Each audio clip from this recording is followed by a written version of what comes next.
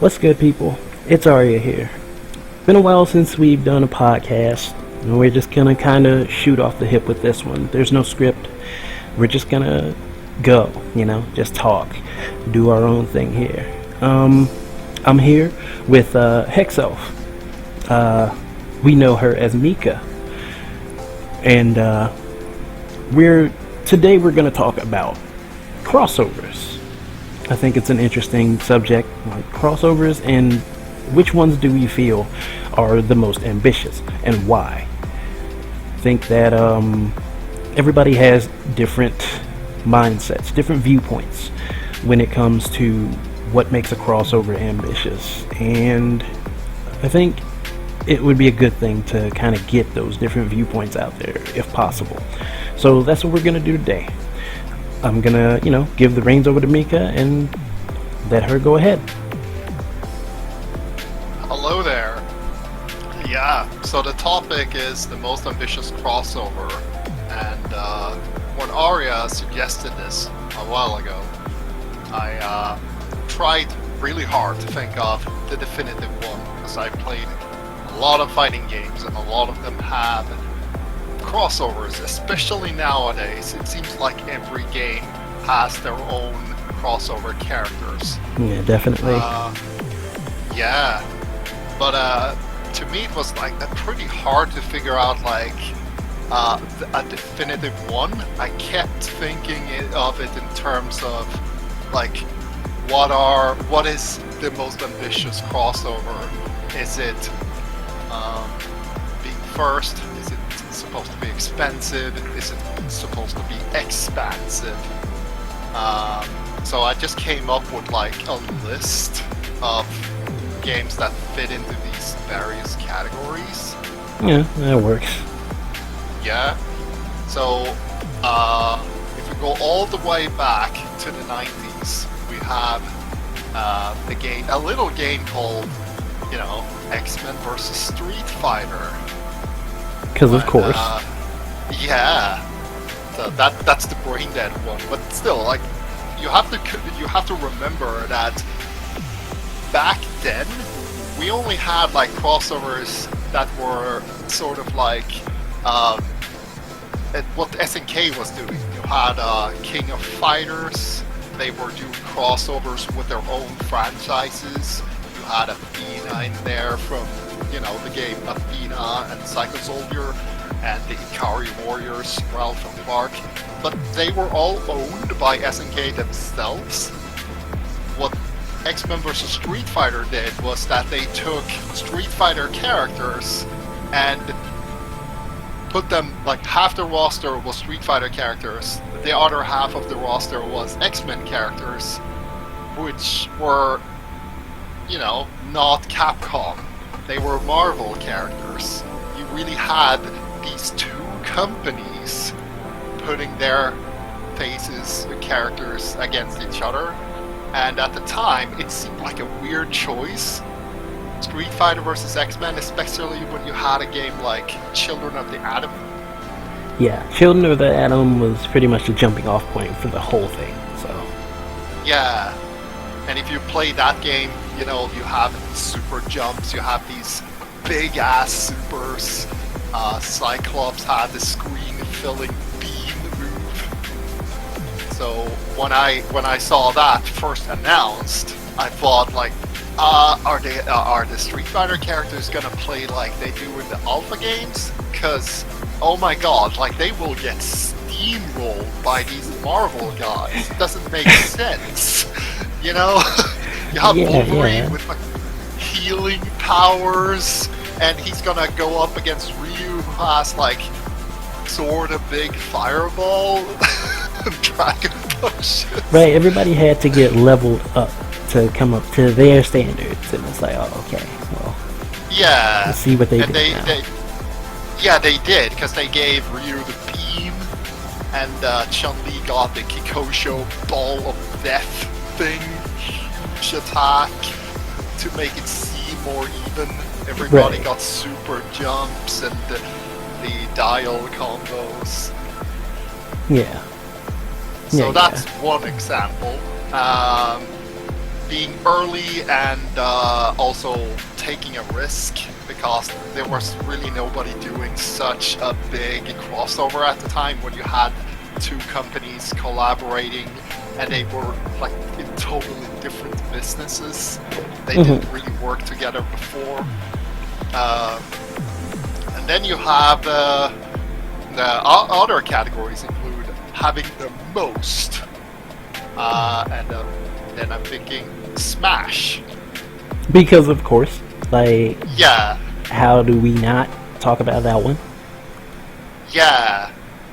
You're the Smash player, so if you could tell us about the sheer number of crossover characters. Well, yeah. Well, like, the thing about Smash is, it's like, okay, there's nothing I could say that the game doesn't say for itself already, right? Because 70 plus characters is absolutely staggering. And the thing about it is they're still going. They're still supporting this game and still adding in more characters. There are so many characters from so many different IPs, from so many directions. It's actually like really crazy to consider.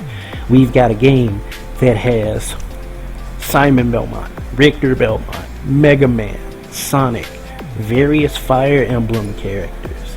We've got Samus from Metroid. We've got Mario. You know, we've got Donkey Kong. We've got Solid Snake. We've got Pac-Man. Like, the list is just growing, and it's actually insane to think about what that entails. You could take the roster from Smash right now and take that back in time to literally anyone who is any kind of fighting game fan and show them this, and they would call you out for showing them something that's fake, because why wouldn't they, right? Like, there's no way in the world we're playing a game that has Cloud from Final Fantasy fighting, you know, Sonic the Hedgehog. So that it says a lot for the scope of that. It's absolutely massive, and it's still growing. Yeah, and that actually brings me to another contender. I have two more. Talking about scope,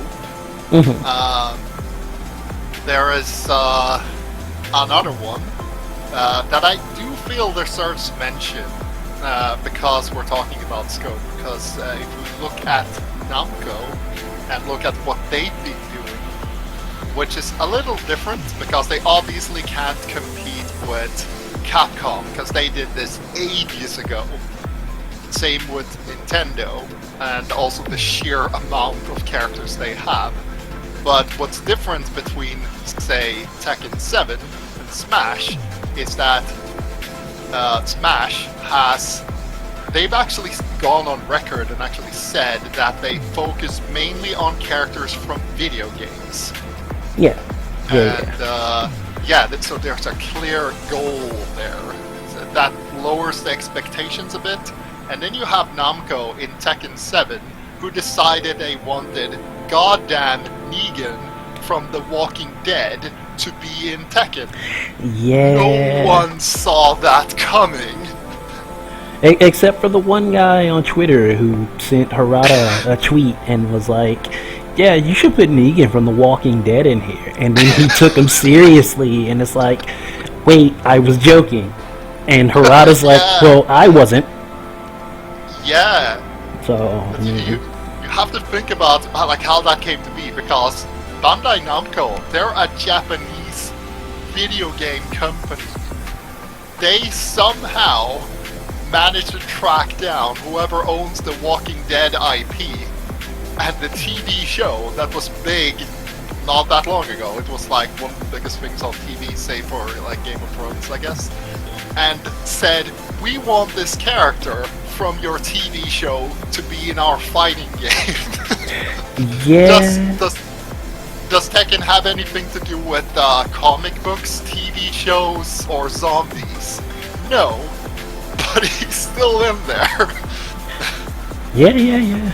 And what's more, they made him fit in a way that he doesn't feel like he's out of place. And it's like, with Tekken in particular, it's already weird. Because you've got characters like Lars, who were made by outside sources for Tekken, right? Yeah. And then you have other characters that have crossed over into Tekken from other things, like Gon in Tekken 3. But in general, like, Tekken's always been very, like, closed up and into itself. And knowing how that is, how that generally works, they have to rely on their own cast to be, diverse, which they've done a really good job of. You'd be hard pressed to find another fighting game, let alone a 3D fighting game, that has a cast of characters that is as different, unique, diverse compared to one another as Tekken. Like, you're not going to find two characters that play the same way unless they're meant to do so to a certain degree. Yeah, like the Mishimas using the same fighting style. Right. But yeah, also since you mentioned the diversity, like Tekken, like, don't take this lightly, whoever's listening, because you have to remember, how many other fighting games can you think of? I can think of one, where almost every character in the roster actually speaks the language that is, in the country they're from.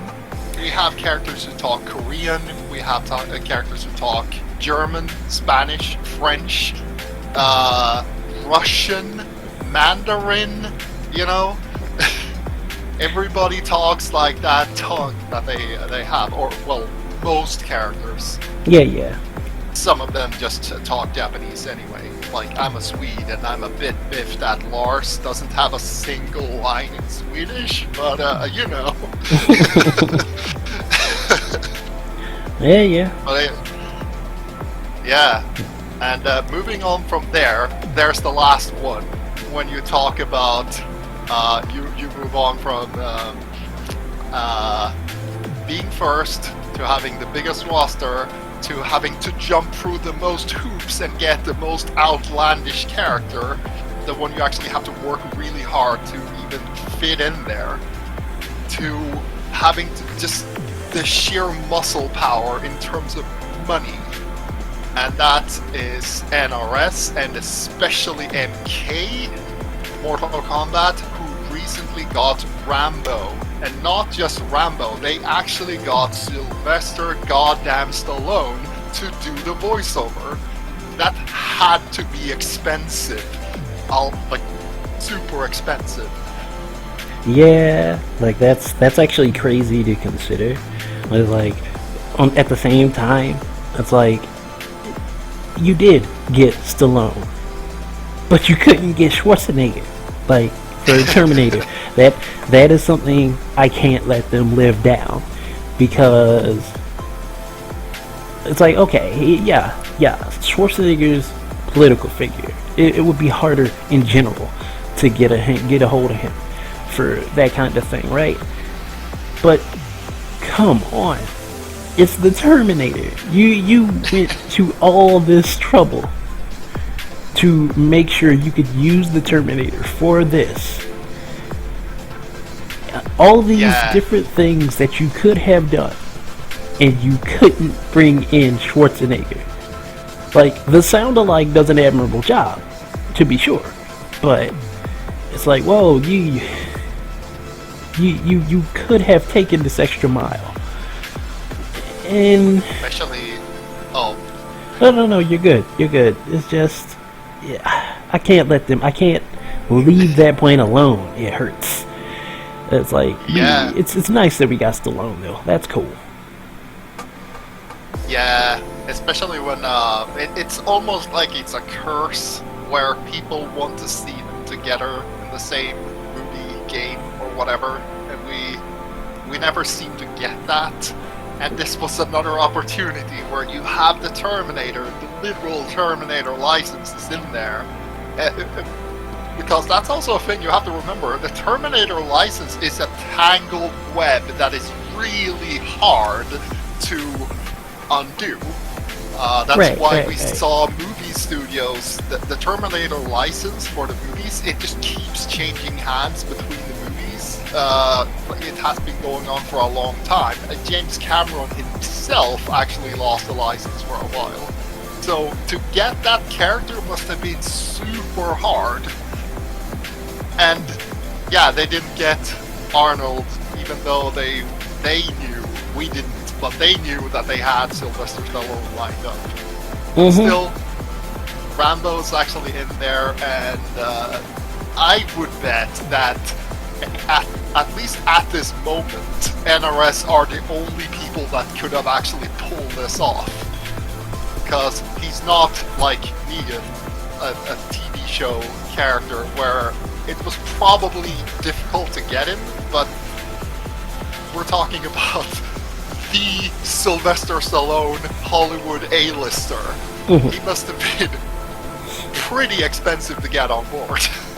I would imagine that if Nintendo really wanted to, for whatever reason, they could, but they're the only other people where it's like, nah, this could definitely happen, I believe. Like, there are others that would, be within the general ballpark financially, but it would in turn also probably mean that, there goes the rest of their budget for voice-related stuff. Yeah, because they need to get their money back. And NRS seem to be pretty sure that whatever they have to pay him, they will get their money back. Yeah. Because they are NRS, and they are outselling most of the competition by 1.5 miles. Right. You were the one who pointed out that if we're talking fighting games, it's probably Smash. Well, it's definitely Smash, because I looked up the numbers earlier, but Smash is outselling everybody by such a ridiculous order of magnitude, it's not even funny. Yeah, it's actually absurd. And like I said, they're still going, so... Yeah. But NRS, if you think back like 10 years ago, like when MK9 was about to happen, they were not in the sphere where they were considered, a top dog of fighting games. They were considered to be in the category of, like, even their fans wished that they made better fighting games and not just the coolest characters. Right. So, yeah, those are my 4. All interesting points with that. It's like, you can't really argue, that these are ambitious in their own rights for the reasons stated. Because it's like, you have to consider all of the time and work and money that goes into all of that. So there's a lot to take in with that as a concept, right? So it's like, it is. Those are good. Those are definitely good. For me, personally, I would have to say, for one of the two that I have in mind is Fighters Mega Mix. Sega. Because, like, yes, everything with Fighters Mega Mix it's a Sega property, right? But wait. Where can we find Fighters Mega Mix? Because I know what it is, but this is an old fighting game that is probably not a household name. So please give me an explanation of what Fighters Mega Mix is. Fair point. Fighters Mega Mix is a game that was on the Sega Saturn, and you'd be hard pressed to find it anywhere else, because I don't think there were any kind of ports or anything like that. I don't even think they brought that to any future consoles in, like, as a Japan only release. So as it stands, it's Saturn only, right? But Yeah.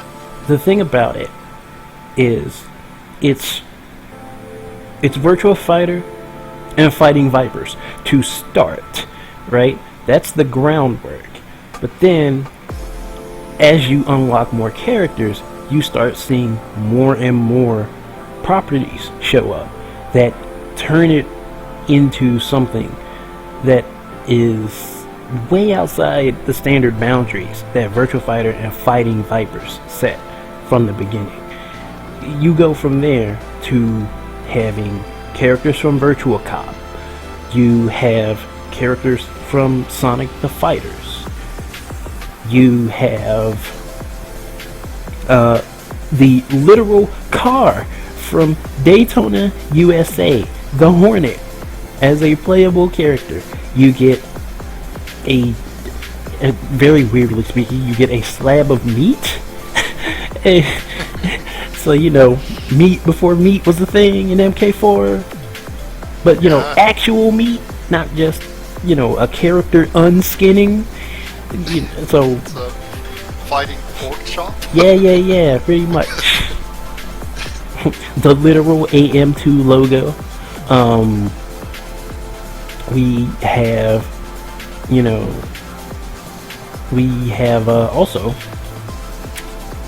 an interesting character in Siba, who was originally he was supposed to be in the first Virtua Fighter, and that didn't actually happen. He was left on the cutting room floor.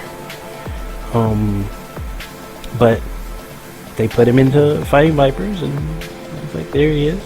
So he actually did get to make an appearance there. But like, just seeing all of these different IPs roll up in one place, right? Especially at the time, it's actually really crazy to think about, because even companies that had a lot of stuff to work with weren't doing that unto themselves with their own games and their own IPs. Like, you would be... Especially, I just need to note, especially the 3D fighting game realm. Right, exactly. Because Fighters Megamix, we're talking, what, mid to late 90s? Yes. So, like, being that early in and doing something like that, like, that's actually really nuts, and like, it's always stuck out in my mind because of that. Not a whole lot else to say about that one, but Oh, I do have one bit about Fighters Megamix. One really cool thing that I personally loved about the game, because I love that game to death. One thing is that you can actually change the rules of the game to play more like Virtua Fighter, or play more like Fighting Vipers. yeah, So that's actually a really cool thing.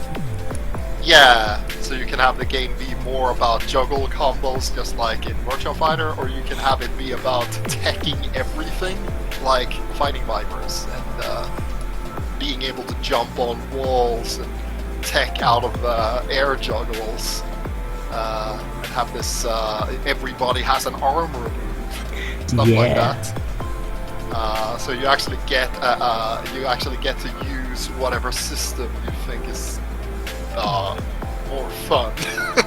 Yeah, and that's really cool in itself, because it in turn kind of laid some groundwork around as well for a few other things that came down the line. Pretty nice. Yeah. What was the other one you had in mind? The other one is something that I feel like it's kind of like Smash, in the sense that there's no way you could talk about crossovers and not at least think about it, right? Blaze Blue Cross Tag Battle. Because even though the title says Blaze Blue, right, doesn't make mention of anything else that's in the game. In Cross Tag Battle, you've got Blaze Blue, you've got Persona, you've got Under Night and Birth, You've got Ruby, which that by itself has thrown so many people for a loop. It still is, even now, right? And it's still going. We've gone from there. We've got Akatsuki Blitzkampf. We've got Arcana Heart. We've got Senran Kagura. You know, we've got more stuff that's, you know, supposedly on the way. We don't know because development for it is weird, right? But it's all over the place, right? And it's crazy to sit and look at the meshing of all of these different properties and to see that things are still happening with this game, or even with the concept of like how many different things have meshed together in the case of cost, in the case of them having to put in the work to make all of this work so that nothing is too far off the wall. Not to say that, you know, we've never gotten anything like that. Looking at Yumi and Adachi right now, because they are definitely off the wall. They're on the ceiling, if anything. Those two. But it's actually really crazy to think about the depths that had to have been gone to, especially for a company like Arxis, right? Where they don't always have the best budget to work with when it comes to making the things they want to make, as various games have shown us. Because if you look at Arxis and their fighting games, if you look at the sales numbers and you look at the games themselves, they are not actually selling as much as you think. A company that can put out a game that looks and plays as amazingly as like Guilty Gear, because you know, you look at Guilty Gear and you know, Revelator or Rev 2. Mm-hmm. That game was at the time, that was the best looking shit you could possibly find. It was amazing to look at. This 2D game, I actually showed the first trailer for Guilty Gear XR to a friend, and she refused to believe me when I said this is actually 3D. You can tell by, you know, the camera angles. And she was just adamant about that. There's no way this is 2D. That's just a trick with the camera.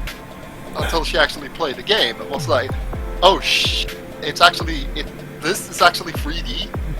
How did they actually pull this off? How much money do they have?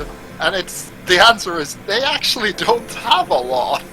You're right, right. They cannot compete with some of these other developers in terms of sales. They've never been able to, which is crazy.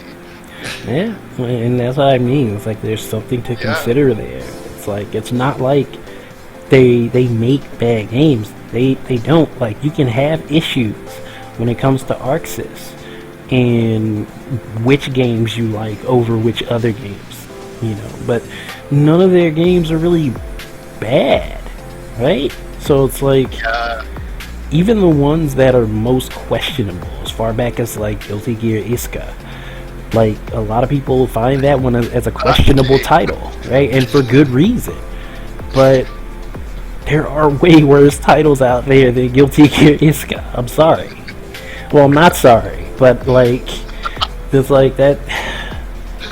You'd be hard pressed to find a bad title under Arxis's banner, and it's like when you consider the fact that like a lot of devs that went on to be Arxis devs made, you know, the Sailor Moon game that was on the SNES that still sees tournament play to this day. Like, give us a new Sailor Moon, please. Like, a new Sailor Moon fighting game. That's what I want in the next crossover. Give us a Sailor Moon, like, crossover game or something. Or just a new Sailor Moon fighter. I wouldn't be mad at that, right? Sailor Moon characters in Blaze Blue Cross Tag. Yeah, exactly. See, we've come full circle. Yeah, exactly. We've come use full that circle. leverage that you. They should use that leverage that they had for Dragon Ball Fighters, because that's one of the games they have that actually sold exceptionally well. And I would like to think that they got that license because they did really good work with other licenses that they had. They had that Fist of North Star game that is still played competitively. That was back on the PS2. Yeah. So they had the what would you say, pedigree. Right. To Right. like, yeah, if you give us the Dragon Ball license, we'll do magic with it, and people believe them. Like, yeah, we've seen some of the stuff you've done before. Go ahead. Right. So yeah, the natural evolution. I totally agree with you. Sailor Moon, Yeah. Yeah. even if it's just one character. Yeah. Cross tag. Yeah. Please. I vote Jupiter because I have to. You know. But Actually, if they go with that, they should go with the initial 4. yeah. Yeah. Moon, Mars, Jupiter, and Mercury. oh yeah. Moon, Mars, Jupiter, Mercury, and Venus. Give us the 5. You know? Give Oh, us yeah, all yeah. of the inner senshi, and we'll be good. Yeah. You know? You already got a move list. You made a game for the SNES back then. You got move lists. We're good. Just add Find extra those animations for air dashes and stuff, and you know. Yeah.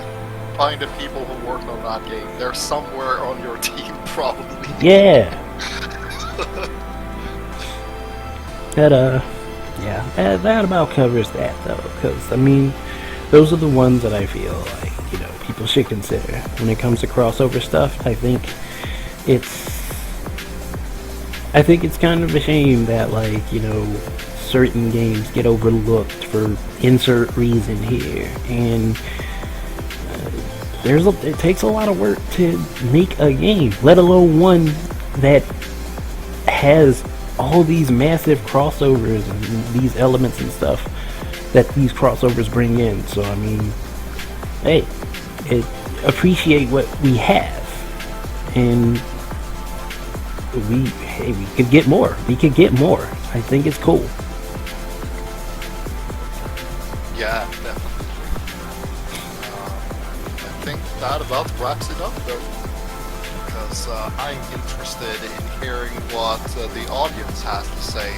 Because I know I missed out on a few, because I was not ready for the VB tag that you mentioned. And I'm curious to see what our commenters will mention.